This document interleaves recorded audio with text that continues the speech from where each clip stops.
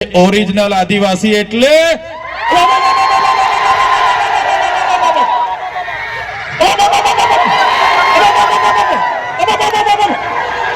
तोड़ेंगे, गलत। जब तक तोड़ेंगे नहीं तब तक छोड़ेंगे नहीं। हमको क्या अंडू पंडू गंडू झंडू समझ के रखा है क्या? ये चैतर वसावा है, चैतर वसावा। करारा जवाब मिलेगा, करारा जवाब। સાથે આમ આદમી પાર્ટીના કેટલાક નેતાઓને પણ ધમકીઓ મળે છે। આગળના કાર્યક્રમોમાં પણ એમણે કીધું કે અમારા સરપંચોને પણ કેટલાક લોકો ચેલેન્જ કરે છે। ત્યાંના અમારા સરપંચ બંટીભાઈ, રાજેશભાઈ, ચેરમેન વિજયભાઈ એમને પણ અવારનવાર દબાવવાની વાત કરે છે। ત્યારે એવા ભાજપના ભ્રષ્ટ નેતાને કહેજો કે ચૈતર વસાવા દાહોદમાં આવેલા અને એવું કહી ગયા છે કે આ કોઈ આદિવાસી છે એટલે કે ગુલામ નથી, આ સ્વતંત્ર આદિવાસી છે। અને ચૈતર વસાવાએ કીધું છે કે ઓરિજિનલ આદિવાસી એટલે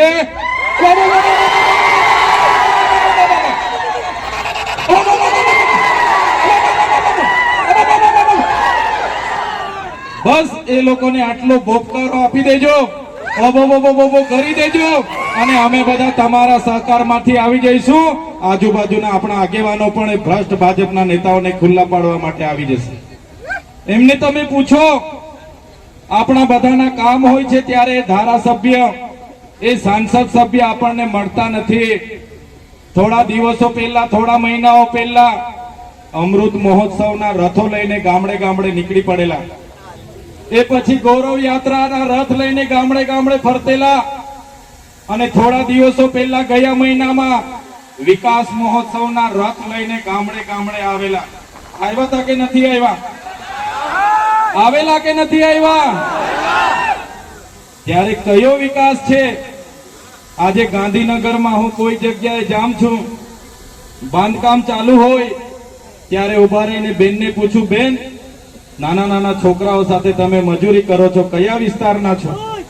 તો બેન કે ભાઈ અમે તો દાહોદના છે।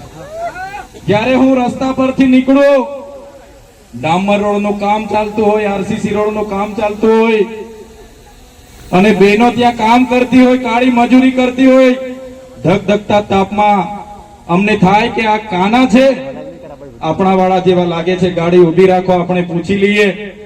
અને ઉભા રહીને પૂછીએ કે બેન કાના છો, ક્યાંથી આવ્યા છો આ રોડ નું કામ કરવા માટે? તો મને કહે ભાઈ અમે તો દાહોદ થી છે।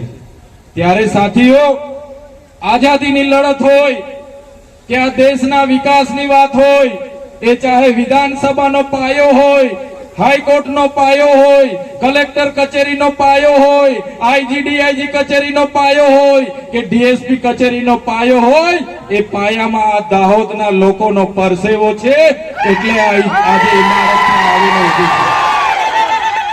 આ દાહોદના લોકોના પરસેવાથી બનેલી ઇમારતો છે। અમે ડેમમાં જ્યારે જમીનો જતી હતી, અમારા આદિવાસી સમાજે આખા ને આખા ગામડા ખાલી કર્યા છે। નેશનલ હાઈવે બને, આખા ને આખા ગામડા ખાલી કરાવ્યા છે, નહેરોમાં ખાલી કરાવ્યા, જીઆઈડીસીઓમાં ખાલી કરાવ્યા, જીએમડીસીઓ માટે ખાલી કરાવ્યા। અને આજે જ્યારે અમારો સમાજ હાથમાં પોટલા, હાથમાં છોકરા અને 2 ટકના રોટલા માટે આજે અમારે શહેરોમાં જવું પડે છે, ત્યારે ધારાસભ્યને શરમ નથી આવતી, એ સાંસદને શરમ નથી આવતી, કયા વિકાસની વાતો કરવા માટે રથો લઈને ફરે છે? 30 વર્ષથી તમારી સરકાર છે, માત્ર ભય, ભ્રમ અને ભ્રષ્ટાચાર અમારા લોકોને જોવા મળ્યો છે। આજે અમારા દાહોદમાં લોકોને રોજગારી નથી, અને દેશના વડાપ્રધાને કહેતા હતા કે હું ખાઈશ નહીં ને ખાવા દઈશ નહીં, અને દાહોદમાં ભાજપના મંત્રીના દીકરાઓએ કરોડોનો મનરેગાનો કૌભાંડ કરી દીધું। એમના દીકરાઓએ અમારા ગરીબ લોકોની રોજગારીના પૈસા ખાઈ ગયા। આ દાહોદના મંત્રીએ ત્યાં બિરસા મુંડા યુનિવર્સિટીમાં 65 કરોડનું કૌભાંડ કર્યું। આ દાહોદના મંત્રી અને સાંસદોએ નલ સે જલમાં કરોડોના કૌભાંડ કર્યા છે। મહીસાગરમાં 223 કરોડના કૌભાંડો બહાર નીકળ્યા। દાહોદમાં તપાસ અમે માંગી અને તપાસમાં અહીંના સાંસદ અને ધારાસભ્યના નામો આવ્યા. આ લોકોએ તપાસ બંધ કરી દીધી. ત્યારે આમ આદમી પાર્ટી, આમ આદમીના ટાઈગરો આવનારા દિવસોમાં એ તમામ જગ્યાએ જશે અને નલ સે જલ હશે, મનરેગા હશે, જંગલ ખાતું હશે, ટ્રાઇબલ સપ્લાન હશે, આદિ આદર્શ ગ્રામ હશે, ગુજરાત પેટર્ન હશે, એટીવીટી હશે. તમામ યોજનાઓમાં થયેલા કરોડોના કૌભાંડો આ ભારતીય જનતા પાર્ટીના આવનારા દિવસોમાં અમે બહાર લાવીશું. થોડા દિવસ પહેલા હું ડુંગરી ગામે આવ્યો. અમારા સરપંચ રાજેશભાઈ ને વિજયભાઈ ને, અમારા બંટીભાઈ ને, ત્યાંના ધારાસભ્ય અને સાંસદે કીધું, તમે ચૈતર વસાવાને અહીંયા લાવ્યા છો, કેમ લાવો છો? એ આદિવાસીઓને જાગૃત કરે છે, આદિવાસીઓને બોલતા કરે છે. આદિવાસીઓ જાગી જશે તો અમારી ખુરશી જતી રહેશે. અને પાછા એવું કહેવા માંગતા હતા, અમે હજુ અને અમે જયારે આ વિસ્તારમાં 7-12 ના ખોટા નામો ચડાવી દીધા, બીજાના નામે જમીનો લઈ લીધી, એનું કૌભાંડ ઉજાગર કર્યું, ત્યારે આ ભૂપેન્દ્રભાઈ પટેલ અને હર્ષ સંઘવીને ગમ્યું નહીં. એમણે કીધું, આદિવાસી ચૈતર વસાવા અમારી 30 વર્ષની સરકારને કેમ ચેલેન્જ કરી શકે? આ આદિવાસી યુવાન અમને વિધાનસભામાં સવાલ કઈ રીતના કરી શકે?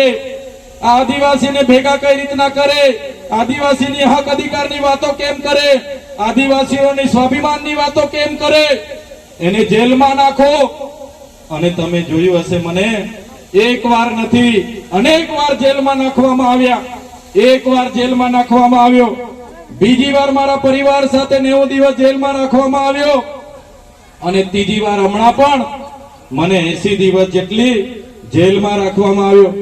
એક સામાન્ય બાબતમાં જ્યારે મામલતદાર ટેબલ પર જામીન આપી દે, છતાં આ લોકોએ મને સેશન કોર્ટમાં રજૂ કર્યો. મારા વકીલોને કોર્ટમાં આવવા નહીં દીધા. મને નર્મદા જેલની જગ્યાએ સેન્ટ્રલ જેલ વડોદરા રાખવામાં આવ્યો. તારીખ પર તારીખ, તારીખ પર તારીખ, તારીખ પર તારીખ, તારીખ પર તારીખ, તારીખ પર તારીખ, અને 80 દિવસ સુધી મને જેલમાં યાતનાઓ આપવામાં આવી. ત્યારે એમણે કીધું, ચૈતરભાઈ, હવે તમે અવાજ કરશો તો ફરી જેલમાં તમારે આવવું પડશે. તમે ભાજપમાં જતા રહો, ભાજપમાં અમારી સરકારમાં આવતા રહો, તમને મંત્રી બનાવી દઈશું, તંત્રી બનાવી દઈશું. તમે આદિવાસીઓનું લડવાનું બંધ કરો. ત્યારે મેં એ લોકોને પણ કહેવા માંગુ છું, ચૈતર વસાવાને 1 વાર જેલમાં નાખવાથી, 2 વાર જેલમાં નાખવાથી, 3 વાર જેલમાં નાખવાથી ચૈતર વસાવા ડરી જાય એવા વસાવા નથી. આ ચૈતર વસાવા આદિવાસીનો દીકરો છે. આદિવાસીનો ઇતિહાસ તમે જોઈ લેજો. ગોરા અંગ્રેજો સામે અમે નથી ઝૂક્યા, આ કાળા અંગ્રેજો સામે પણ અમે નથી ઝૂક્યા. 80 દિવસ સામાન્ય બાબતમાં મને રાખ્યો, ત્યાં એટલી યાતનાઓ આપી. મારો પરિવાર દુખી, મારા કાર્યકરો દુખી, મારા પાર્ટીના લોકો ચિંતા કરે. તમારી બધાની ચિંતા હશે, તમે બધા મારા માટે પ્રાર્થના કરતા હશો. એ લોકોનો ઈરાદો હતો કે ચૂંટણી પત્યા સિવાય નીકળવા નથી દેવાનો. નમસ્કાર મિત્રો, હું ફિરોઝ ઈરાની આજે તમને એક નવી વાત કરવા આવ્યો છું. દીવ મિરર ન્યૂઝ જોતા રહો, સબસ્ક્રાઇબ કરવાનું ભૂલતા નહીં અને શેર કરવાનું પણ ભૂલતા નહીં. સત્યની સાથે જોડાતા રહો. નમસ્તે મિત્રો, હું છું ચાંદની પરમાર. આપની મનપસંદ ચેનલ એટલે કે દીવ મિરર ન્યૂઝ ચેનલને લાઈક કરો, શેર કરો અને ફોલો કરો. અને હા, તેમાં દરરોજ તાજા સમાચાર જોવાનું ભૂલશો નહીં.